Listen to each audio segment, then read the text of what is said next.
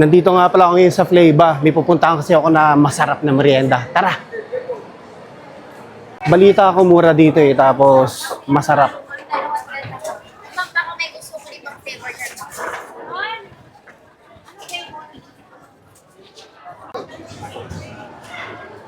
Alam niyo yung normal na puto bongbong na kada December sa Pinas uso?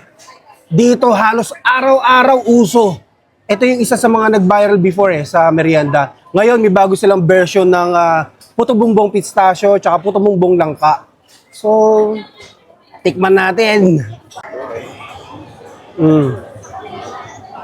Bango.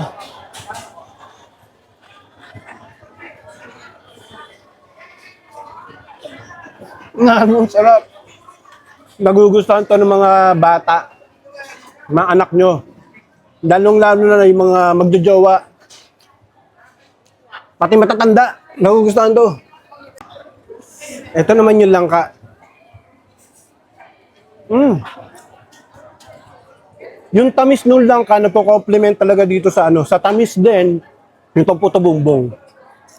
Naalala ko pa ito yun nung kabataan ko, dun pa sa Pinas. Di ako nakakakain ito eh. Kaya napakaswerte ko kasi andito ako sa merienda, natitikma ko yung sarili nilang version na ganito. Kung ako sa inyo, uulitin ko, G na kayo. Sarap, grabe. Ito talaga yung isa sa gusto ko sa merienda eh. Yung 1 liter na yung drinks. Kaya pag nabulunan ka, wala kang mababilimahi kasi, di ba?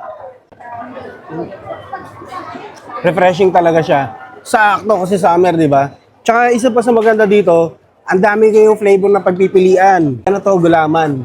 Tapos ito, buko, avocado, lemonade, ayan, tsaka ito yung iniinom ko na, ano nga? Melon, yan. Ito naman, syempre, ito, anong ko paborito dito ng mga Pilipino, lalo sa Pinas? Yung mga nagtatrabaho sa mga gedli-gedli lang, may mga nagtitinda ng beef paris, di ba? So, ito, solid din to. Actually, natikman ko na to before.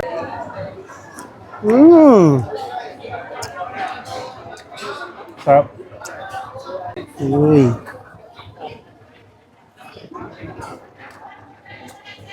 May kasama na nga palang rice to Yung fried noodles nga pala nila, may kasama ng crab balls.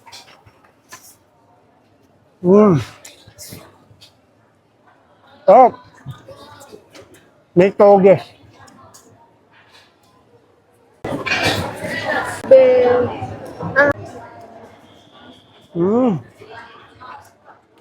Hindi mo kukumpleto yung buhay nyo. Promise. Pag hindi nyo natikman tong puto bongbong pancake ng merienda. Sarap. Nakatikim na ba kayo nabibingka pancake? Kung hindi pa, buti nga sa inyo. Hindi, joke lang. Punta kayo dito sa merienda. Ito, meron sila.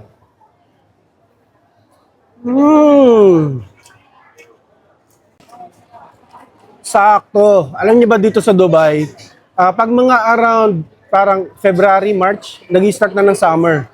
Kaya yung mga naghahanap ng halo-halo con yelo, pues alam niyo na kung saan. Ito, isa talaga to sa favorite ko sa merienda. Itong Pansit Malabon. Kita niyo naman yung presentation pa lang, ang sarap na, di ba? Kaya kung kasi punta kayo dito eh.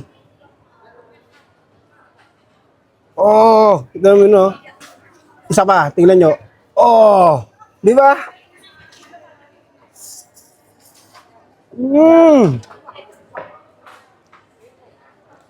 Kung i-rate ko to 1 to 10, 10.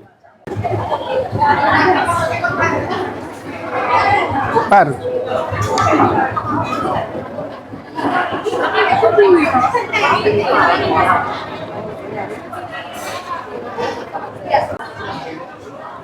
Dubai Chewy Choco version ng merienda. Oh.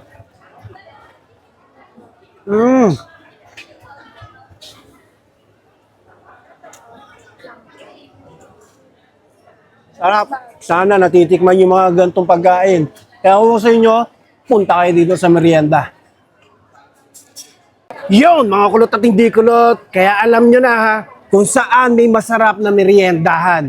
So yung matatagpuan nyo lang yan sa Al Ghurair Mall flavor section. So, ako nga pala si Maki. Never been, Kulot represent. Yeah!